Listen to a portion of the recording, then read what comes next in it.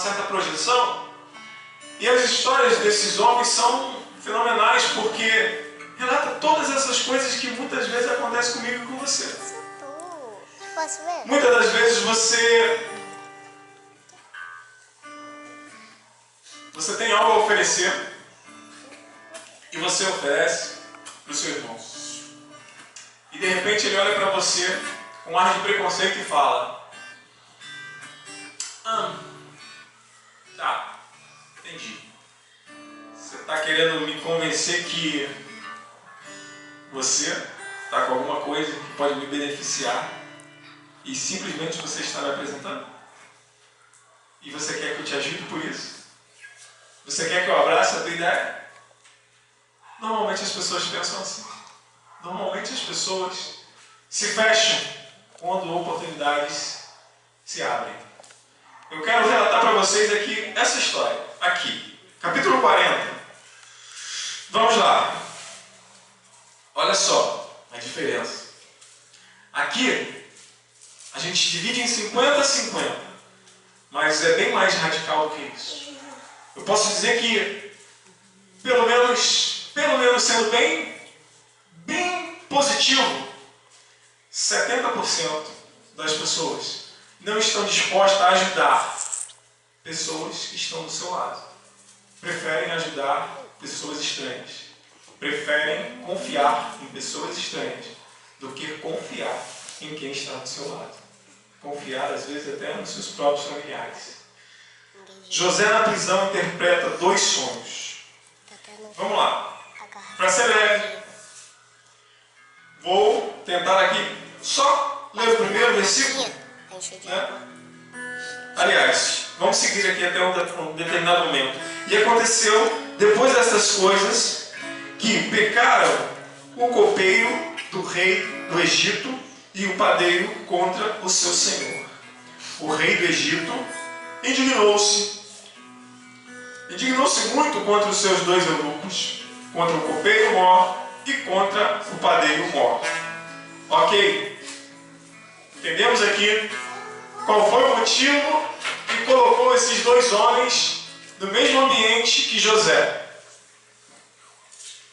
José está lá, cumprindo a sua sentença injusta, entenda isso, pagando um preço que não era dele, mas seguindo em frente, todo dia, não tendo nada, apenas sendo quem ele era, sendo quem ele sempre foi. José não estava preocupado em ter nada, ele estava preocupado em ser, ele estava sendo, sabe por quê? Porque se ele estivesse preocupado em ter realmente alguma coisa, ele se negaria a ajudar aqueles homens. Mas José interpreta ali os 2 sonhos. Para um homem, ele diz algo favorável. Para outro, ele diz algo que era realmente ali, né, contrário às expectativas, vamos assim dizer, daquele outro homem. Vamos lá.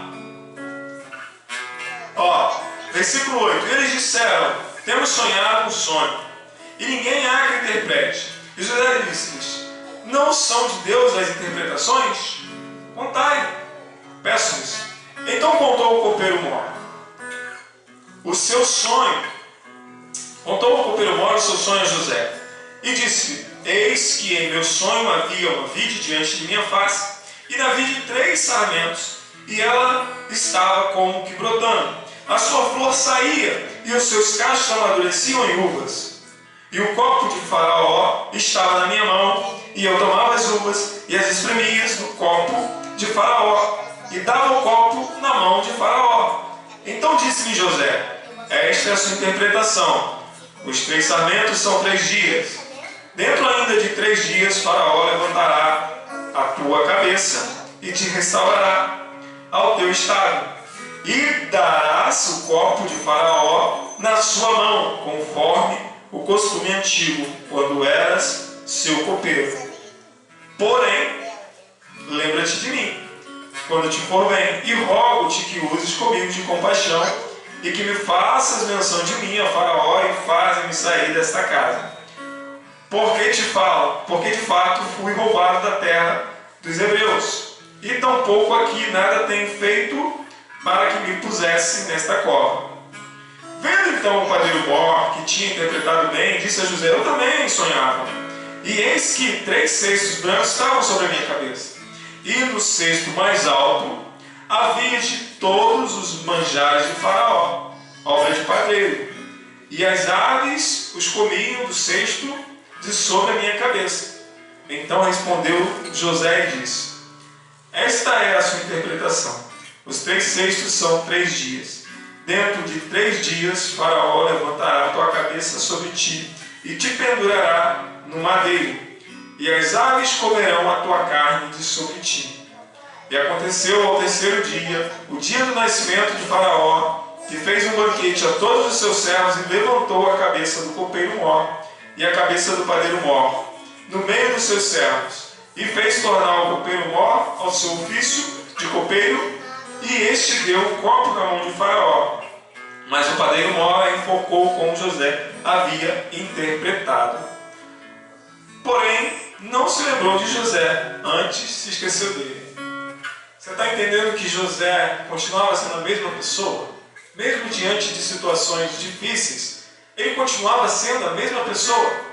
Sabe, ele não tinha obrigação nenhuma de dizer a verdade para aquele homem. Uma verdade tão trágica. Se José de repente estivesse muito preocupado com as consequências de suas palavras, se José estivesse realmente preocupado com os projetos que já haviam sido executados na sua vida, se houvesse preocupações de José em possibilidades de falha, José talvez ficasse receoso e não falasse a verdade para aquele homem. De repente, vai que esse sonho não se realiza como eu estou interpretando, e esse homem sai daqui amanhã. E de repente ele tem a oportunidade de estar lá na frente do rei e falar bem de mim, como eu falei com o outro. Você entende que ele poderia pensar sobre essa possibilidade? Mas José não estava preocupado com fracasso. Por quê? Porque ele não estava preocupado em ter nada. Ele já tinha o que precisava. Ele já era quem ele precisava ser. Ele já estava sendo realmente a mesma pessoa porque continuava fiel e mantinha a mensagem. Continuava pregando a verdade. Continuava testemunhando a verdade, mesmo com todo o sofrimento vivido, mesmo com toda a injustiça. Em momento algum, José omitiu a verdade diante daquele homem. E assim foi. O Senhor honrou verdadeiramente a sua história. O Senhor cumpriu as duas interpretações. Mas mesmo assim, José ainda teve que permanecer por um tempo a mais, vivendo aquela situação. Mas entenda, olha só, isso não abalava José. José já havia sido rejeitado pelos seus familiares, já havia sido entregue como escravo, já havia sofrido de diversas formas. Quando José começou a se destacar em um determinado momento, as pessoas se levantaram contra ele. E assim acontece até hoje. Quando você começar realmente a se destacar naquilo que está projetado para você, pessoas vão se levantar contra você. Pessoas vão querer interromper o seu trajeto, converter a sua vitória em derrota, converter o seu sucesso em fracasso. Porque naquele momento que José é expulso da casa de Potifar, naquele momento que ele sofre aquela outra injustiça que ainda estava recaindo sobre ele como se fosse uma maldição, ele poderia simplesmente virar as costas. E olha que coisa doida, eu tive a constatação de como as pessoas às vezes ignoram portas que estão abertas na sua frente. Eu estava trabalhando essa semana e eu estava observando, existem duas portas no setor onde eu estava agora. E eu estava ali para orientar as pessoas. E de repente eu comecei a observar aquele entrar e sair de pessoas, E olha que coisa interessante.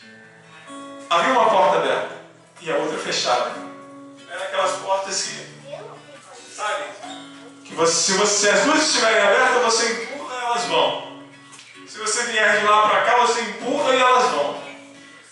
Mas era impressionante a quantidade de pessoas que iam na porta fechada e voltavam para trás, sem nem tentar a outra porta que estava do lado. Você entende que isso acontece com você muitas vezes? Você entende que isso faz você estender o seu caminho, que faz você realmente alongar a sua caminhada, porque elas saíam dali e iam procurar outra saída. Elas iam caminhar mais um pouco para conseguir a mesma coisa. Você entende que quando você realmente se perde do seu foco, você começa a ignorar as coisas, as portas que estão abertas diante do seu caminho? José entendia isso. Para José, a saída da casa de Potifar era apenas uma porta fechada, mas ele passaria pela outra que se abriria. Eu quero falar com você, entenda isso, sabe?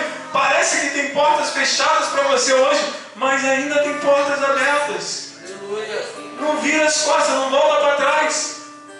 Não faça como aquelas pessoas lá desatentas o tempo inteiro, andando como se fossem realmente zumbis, sem poder prestar atenção nas coisas à sua volta. E as pessoas perdem muito porque não querem parar para olhar, para observar, para aprender, para entender as coisas, assimilar. Nem tudo é o tempo que você imagina, mas às vezes 5 segundos que você para e se pergunta, 5 segundos que você dedica o seu olhar para a outra possibilidade que está se abrindo do seu lado, você poupa uma jornada, uma caminhada que muitas das vezes vai te cansar muito mais do que já cansou até aqui. José entendeu isso, passou pelas portas que se fecharam, porque ele não simplesmente voltava, ele entendia que havia outras que se abririam logo. Ele entendia que o Senhor não projeta pessoas para o fracasso. Deus não constitui filhos para o fracasso.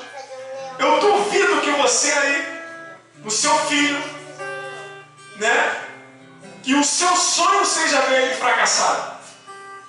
Eu duvido que você tenha isso no seu coração. Eu vou gerar uma criança, eu vou criar essa criança e tudo que eu quero na vida é que ele se dê mal, que ele fracasse. Deus é a nossa primeira referência como Pai. Portanto, não existe outro ser na face do universo com tamanha experiência em ensinamento, criação. Não existe. E você se engana muitas das vezes porque vai ouvir conselhos de quem não tem a mesma experiência. Às vezes não tem nem a mesma experiência que você, mas você por algum motivo, a pressa, a dor, aquela vontade de ter.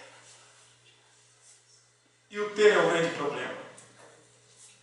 Você quer que termine, você quer ter a vitória, mas não quer ter o aprendizado. Você quer ter a conquista, mas você acha que para ter a conquista você não precisa ser alguém que esteja disposto a lutar.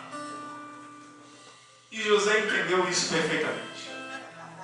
José entendeu que na trajetória para uma vida bem-sucedida vão ter pessoas para te atrapalhar, vão ter pessoas para te criticar, vão ter pessoas para duvidar do que você fala, vão ter pessoas para te julgar injustamente. Vão ter pessoas que poderiam verdadeiramente te ajudar. Potifar poderia ajudar José. Potifar não era um líder qualquer. Ele poderia dar um jeito. Mas entenda, a prioridade dos outros não é a tua prioridade. E muitas das vezes as pessoas não vão se colocar numa posição desconfortável só para dar ouvidos ao que você fala, só para te ajudar. Porque desconhece o processo do ciclo da vida. Porque uma hora você está aqui precisando de ajuda, mas daqui a pouco você começa a caminhar e começa a se destacar, e de repente uma pessoa que cruzou com você lá embaixo, ela olhou lá do alto e viu você aqui embaixo, e ela fala assim: o quê? É perca de tempo? Não, eu tenho pressa. Para que parar para ajudar? Por que eu vou ajudar alguém? Eu tenho que ajudar a mim primeiramente. Egoísmo, ingratidão. Muitas dessas pessoas receberam ajudas no passado e viram as costas. Porque não entendem que quando se destacam, quando recebem muito, é para compartilhar também muito. Quando recebem muitas bênçãos, é também para transportar bênçãos sobre aqueles que estão um pouco mais abaixo. Aleluia! Ninguém pode desejar ser cheio de algo se não for para compartilhar com quem está sofrendo necessidade, seca, deficiência. Não existe esse processo. Isso se chama egoísmo, egocentrismo, ambição vazia. Não foi para isso que Jesus criou você, gerou você. Não foi. Começa a mudar o seu pensamento, sabe por quê? Porque quando você acha que você está perdendo tempo ajudando alguém, ensinando alguém alguma coisa, você está apenas duplicando todos os seus benefícios diante dos céus.